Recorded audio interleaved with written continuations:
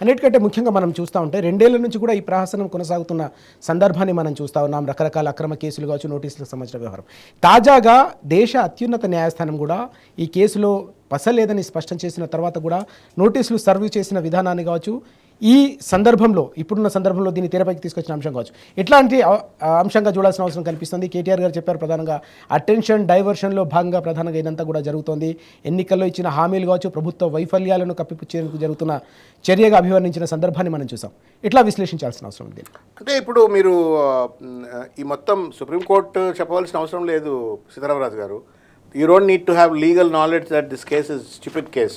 మీరు Indian telegraph act చదివి, police act చదివి, క్రొనాలజీ ఆఫ్ ఈవెంట్స్, ఆ చట్టంలో ఉన్నటువంటి అంశాలు, ఇప్పుడు వాళ్ళు ఏదైతే ఆరోపణలు చేస్తున్నారో వాళ్ళు, లేకపోతే సుప్రీంకోర్టులో వాళ్ళు వేసినటువంటి ఒక ఛార్జ్ షీట్స్ కానీ కౌంటర్స్ కానీ పోలీస్ వేసినాయి కనుక ఒకసారి కనుక ఒక కామన్ సెన్స్తో కనుక చదివినట్టయితే, ఇంత మూర్ఖులేంద్రా నాయన మీరు, పోలీసులు ఎందుకు మూర్ఖంగా వ్యవహరిస్తూ ఉన్నారు, ప్రభుత్వం ఎందుకు ఇంత మూర్ఖంగా వ్యవహరిస్తూ ఉన్నది, ఎందుకు ఈ తప్పుడు కేసును ఫ్యాబ్రికేట్ చేసే ప్రయత్నం చేస్తూ ఉన్నది, అగుడుబడ్డి కక్కుర్తి పడ్డట్టుగా ఎందుకు తప్పు మీద తప్పు చేస్తున్నారు అని చెప్పని అర్థమవుతుంది.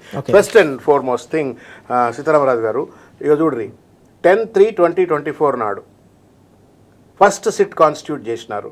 Constitution of special investigation team అని చెప్పని ఒక సిట్ను ఏర్పాటు చేసినారు.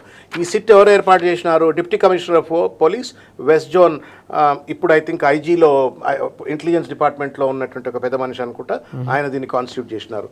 దాంట్లో ఉన్నోళ్ళు ఎవరు? రాఘవేంద్ర అట, శ్రీనివాసులు అట, తర్వాత శివశంకర్, ఇంకా ఎవరో వెంకటగిరి గారి యొక్క నేతృత్వంలో ఒక 2-3 ఇన్స్పెక్టర్లను పెట్టి, ఎస్ఐలను పెట్టి ఈ యొక్క సిట్ను ఫార్మ్ చేసినారు. ఎవరిని ఎంక్వైరీ చేయాలి వీళ్ళు? ఈ ఎస్ఐ స్థాయి, సిఐ స్థాయి అధికారులు చీఫ్ సెక్రటరీని, హోమ్ సెక్రటరీని, డీజీపీని, తర్వాతనే ఎవరైనా రాజకీయ నాయకులకు డీసీపీలో, ఏసీపీలో, ఇంకా తర్వాత.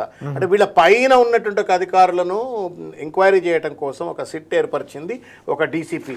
This it self is illegal, irrational. తలకాయ మీద, మెడ మీద తలకాయ ఉన్నటువంటి వాళ్ళు, కనీస అడ్మినిస్ట్రేటివ్ సెన్స్ ఉన్నటువంటి వాళ్ళు ఎవరు కూడా ఈ రకమైనటువంటి సీట్లు ఏర్పరచరు. ఇది ఏర్పరిచినారు. ఏర్పరిచిన తర్వాత ఇది చెల్లనేరదు. వీళ్ళకంటే పైన ఉన్నటువంటి ఒక అధికారులను వీళ్ళు విచారణ చేయడానికి ఈ యొక్క సిట్టుకు అర్హత ఉండదని చెప్పని ఏ దేవుడు చెప్పిండో సడన్గా రాత్రి మళ్ళీ ఇప్పుడు ఏదైతే హరీష్ రావు గారికి సిట్ ఏదైతే ఇప్పుడు మళ్ళీ కాల్ఫర్ చేసిందో అది సెకండ్ సిట్ ఫార్మేషన్.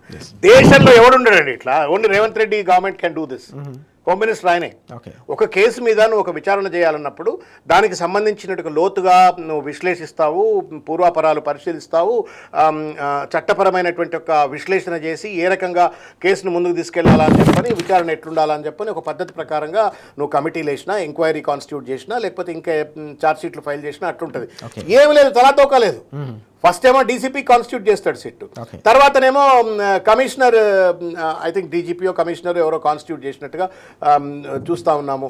అంటే ఎంత ఎట్లా ఒక ఏదైనా కానీ ఆగమాగా చలో ఇలా బట్టగాల్చి మీసేద్దాం, వాళ్ళు మళ్ళీ కడుక్కుంటారు, మళ్ళీ రేపు బట్టగాల్చి మీద పత్తలాడతారు. చూసినా తీన్ పత్త, ఒక పత్త మీద ఒక పత్త, ఒక పత్త మీద పత్త. నిన్న హరీష్ రావు గారు నన్ను దోషి అని చెప్పి నిలబెట్టే ప్రయత్నం చేసినారు కదా, మైక్ పత్తా దాల్తాం అని చెప్పని ఒక నోటీసు లాట్ చేసినారు. అట్లా ఈ రకంగా ఇది ఫండమెంటల్ ఫ్లా. రెండవది ఏంటి అంటే, మీరు చట్టంలో ఉన్న ప్రకారంగా నాకు ఇప్పటికీ డౌట్ అండి, ఏం ఎవిడెన్సెస్ లేవు, ఓన్లీ లీక్స్ ఉన్నాయి. ఆ లీక్స్ను పట్టుకొని మీడియా ట్రయల్స్ చేస్తున్నటువంటి కొన్ని మీడియా సంస్థలు ఉన్నాయి.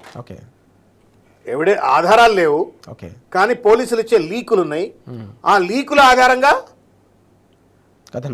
కథనాలు, మీడియా ట్రయల్స్, మీడియాలే కోర్టులు నిర్వహించేస్తున్నాయి. కోర్టులు నిర్వహించేస్తున్నాయి, దోషులు ప్రకటించేస్తున్నాయి, లేనిపోని అవాస్తవాలన్నీ కూడా ప్రచారం చేస్తూ వాళ్ళ బీఆర్ఎస్ నాయకత్వాన్ని అబాసుపాలు చేసేటువంటి చిల్లర ప్రయత్నానికి పాల్పడుతున్న ఒక పరిస్థితి. ఇంతవరకు కూడా ఈ మొత్తం వ్యవహారంలో SIT either this sit or that second SIT, మొదటి సిట్ కానీ రెండో సిట్ కానీ, ఈ రెండు సిట్లో ఎవరు కూడా ముందుకు వచ్చేంతవరకు ప్రెస్ కాన్ఫరెన్స్ పెట్టి ఇది మా ఎఫ్ఐఆర్, ఇది మేము విచారణలో దాదాపు ఒక 300 మంది పైచిలకు విట్నెస్లను అండ్ సో కాల్డ్ అఫీషియల్ విట్నెస్లో ఒక 60 మంది, ప్రైవేట్ విట్నెస్లో ఒక 250 మంది, అంటే దాదాపు ఒక 300 మంది విట్నెస్లు, తర్వాత ఒక 3 డిఎస్పీలు, తర్వాత ఒక ఐపీఎస్ ఆఫీసర్ ప్రభాకర్ రావు గారు, తర్వాత ఇప్పుడు కొత్తగా హరీష్ రావు గారికి నోటీస్ ఇచ్చినారు. ఒక్కళ్ళన్నా ప్రెస్ మీట్ పెట్టి వాళ్ళు చెప్తా ఉన్నారు సినిమా యాక్ట్రెస్ల పేర్లు వచ్చినాయి, జడ్జిల పేర్లు వచ్చినాయి, ఎవరో పెద్ద పెద్ద ఇండస్ట్రియలిస్టులు బడాబాబులు పెట్టుబడిదారులందరినీ ఎక్స్టార్షన్ చేసిండ్రు, టెలిఫోన్ ట్యాపింగ్ చేసిండ్రు అని చెప్పని వార్తలు వచ్చినాయి. ఇవి నిజమే అని చెప్పని ఎవడన్నా ఒకటి చెప్పాలి కదా.